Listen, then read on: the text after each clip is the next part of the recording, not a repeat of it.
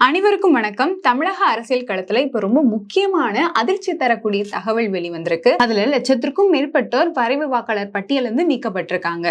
நேற்றோடு தமிழகம் முழுவதும் இந்த வாக்காளர் பட்டியல் வேலைகள் எல்லாம் நிறைவடைஞ்சிருக்கு. இந்த பட்டியல் நேற்று இந்திய தேர்தல் கமிஷன் வெளியிட்டிருக்காங்க. தலைமை தேர்தல் அதிகாரி அர்ச்சனா பட்நாயக் அவர்கள் பட்டியலை வெளியிட்டிருக்காங்க. அவர்கள் கொடுத்த தகவலின்படி தமிழகம் முழுக்க 97,37,832 பேர் வாக்காளர் பட்டியலிருந்து நீக்கப்பட்டிருக்காங்க.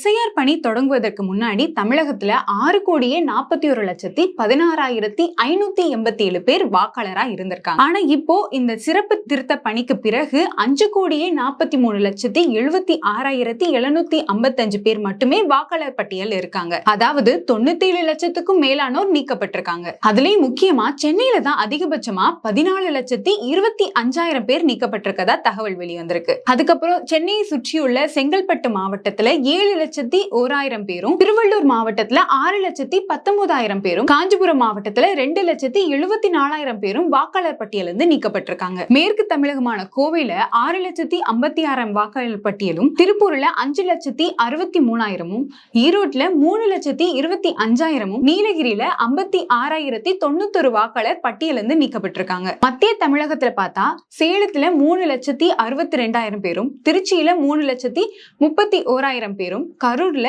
79,690 பேரும், நாமக்கல்ல 1,93,000 பேரும், பெரம்பலூர்ல 49,548 பேரும், அரியலூர்ல 24,368 பேரும் வாக்காளர் பட்டியலிருந்து நீக்கப்பட்டிருக்காங்க. தென் தமிழகமான மதுரையில 3,80,000 பேர், திண்டுக்கல்ல 3,24,000 பேர், விருதுநகர்ல 1,89,000 பேர், சிவகங்கையில 1,50,000 பேர், ராமநாதபுரத்துல 1,17,000 பேர், தேனியில 1,25,000 பேர், புதுக்கோட்டையில 1,39,000 பேரும் நீக்கப்பட்டிருக்காங்க. தென்முனை மற்றும் கடற்கரை மாவட்டங்களை பொறுத்தவரை திருநெல்வேலியில 2,16,000 பேர், தென்காசியில 1,51,000 பேர், தூத்துக்குடியில 1,62,000 பேரும், கன்னியாகுமரியில 1,53,000 பேரும் நீக்கப்பட்டிருக்காங்க. வட மற்றும் வடமேற்கு மாவட்டங்களான வேலூர்ல 2,15,000 பேரும், திருப்பத்தூர்ல 1,16,000 பேரும், ராணிப்பேட்டையில 1,45,000 பேரும், கிருஷ்ணகிரியில 1,74,000 பேரும்,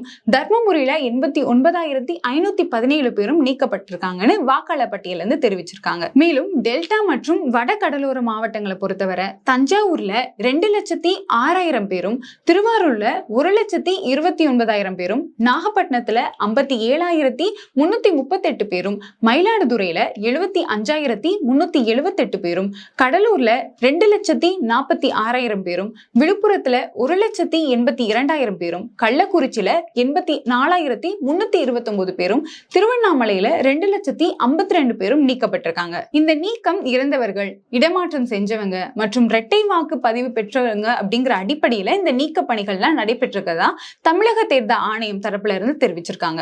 ஒருவேளை இந்த பட்டியல நம்மளோட பேர் இல்லைன்னா ஃபார்ம் ஃபிக்ஸ் மூலம் நம்ம பதிவேற்றம் செஞ்சுக்கலாம்னு, அதுக்காக அவகாசம் ஜனவரி 18 வரை தரதாவும் தெரிவிச்சிருக்காங்க. மேலும் இந்த திருத்த பணிகள் எல்லாம் முடிஞ்சு பிப்ரவரியில இறுதி வரைவு வாக்காளர் பட்டியல் வெளியிடுவோம்னு தெரிவிச்சிருக்காங்க. எஸ்ஐஆர் பணிகளுக்கு பிறகு பீகார் மாநிலத்துல பிஜேபி மற்றும் அதை சார்ந்த கூட்டணி கட்சிகள் வெற்றி பெற்றுச்சு. அதை தொடர்ந்து 12 மாநிலங்கள்லயும் நாங்க எஸ்ஐஆர் பணிகளை மேற்கொள்வோம் அப்படின்னு தேர்தல் ஆணையம் சொன்னப்போ திமுக மற்றும் அதை சார்ந்த கூட்டணி கட்சிகள் அதை மேற்கொள்ள விடல, பல போராட்டத்துல ஈடுபட்டாங்க. ஆனா இப்போ திமுக ஆட்சியில இருக்கிற அரசு அதிகாரிகள் இந்த பணிகளை மேற்கொண்டு முடிச்சிருக்காங்க.